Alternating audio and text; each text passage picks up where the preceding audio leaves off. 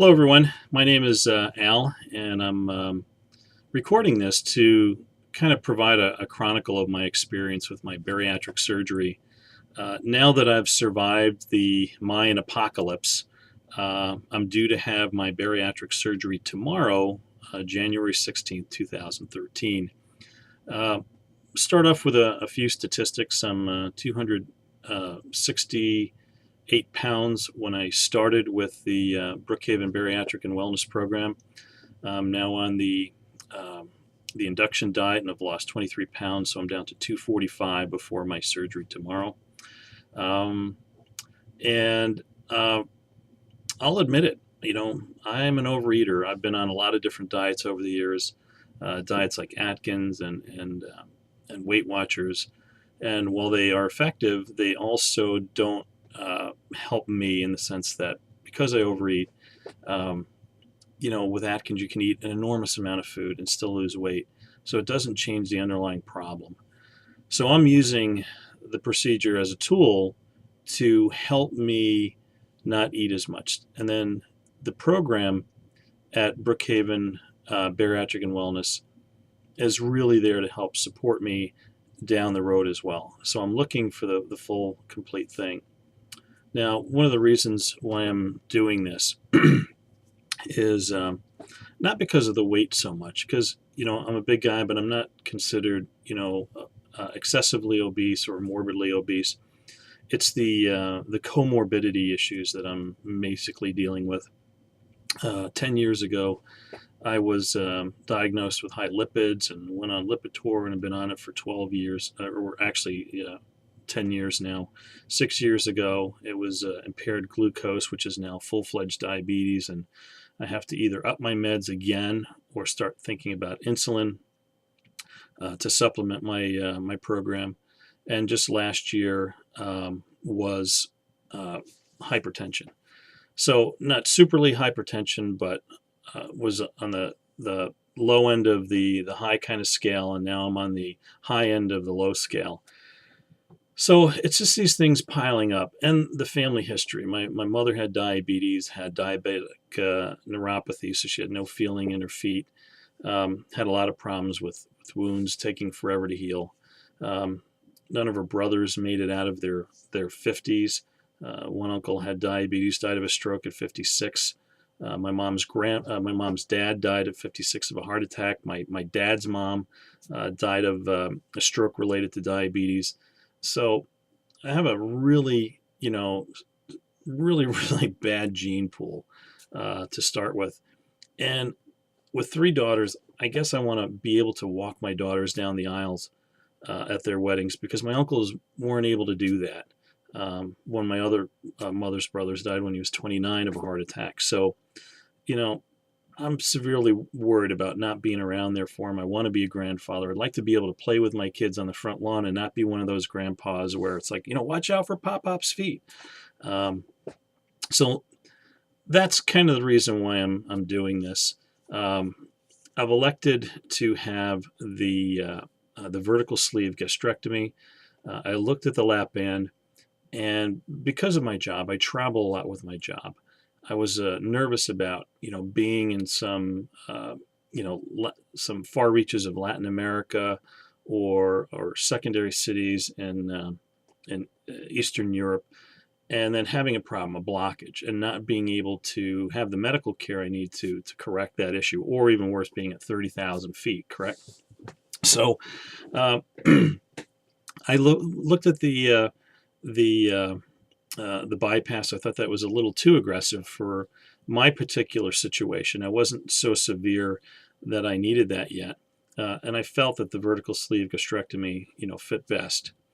Now, why this particular practice? Like probably many of you maybe have heard the advertisements on the radio. So I went for the free seminar and went to my first support group, because it's actually required as part of the program. But I discovered that the people could not talk highly enough about the doctors. And that was huge. And even as I went forward and said, okay, I'm going to do this, and had to get all the pre-authorizations, I had to see the gastroenterologist and the pulmonary guys and the cardiologist and all that stuff. I was talking to some of these doctors, And they couldn't talk highly enough about the doctors in the Brookhaven Bariatric and Wellness Program. Um, I like the cautious approach that they've taken to this. This is a serious thing. I mean, what you're going to be doing is a serious procedure. So you want to make sure that the practice is also very serious about not only the procedure itself, but also the ongoing care.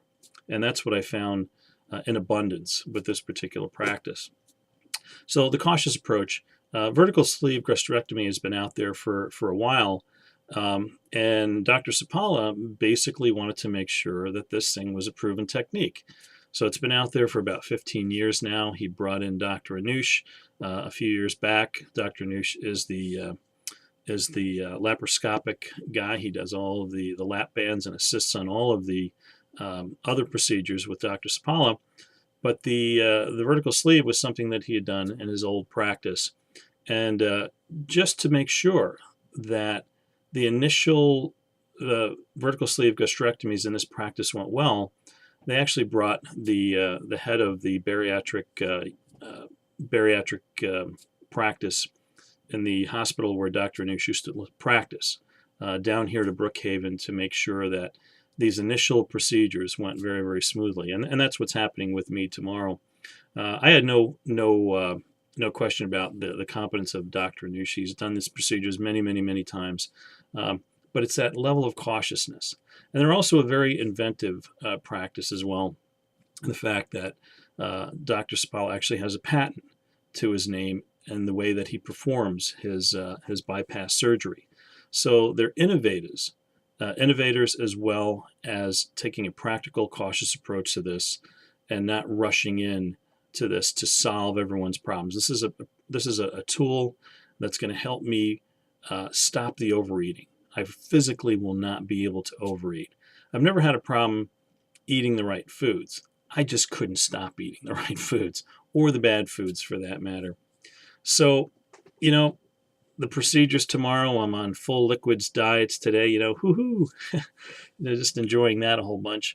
And, it's a little scary. I mean, let's face it. I mean, they're going to be, trimming away, about 2/3 of your stomach for the rest of your life. It's not going to grow back. So it has me a little bit anxious. But what doesn't have me anxious is talking with all the people in the support group that have had bypasses, that have had other types of procedures with these doctors, has made me feel very confident about what's going to happen and the care that I'm going to receive. And I'm very confident that things are going to go well. Of course, there are always complications with surgery, and those are unforeseen. But the fact that these doctors had made me go through all of these steps to make sure that I was in the best possible health, to be able to have this procedure, even the induction diet to lose a number of pounds before the procedure so it's easier to work on your stomach because your liver shrinks a little bit. All these things combined is what's telling me that I've chosen the right practice. And hopefully, as time goes on, I will do some more of these recordings, and I'll make a little DVD for the practice to be able to, so you can see my kind of evolution. So look for the next one probably when I get out of the hospital in about 4 days. I go in tomorrow, so I should be out by Friday.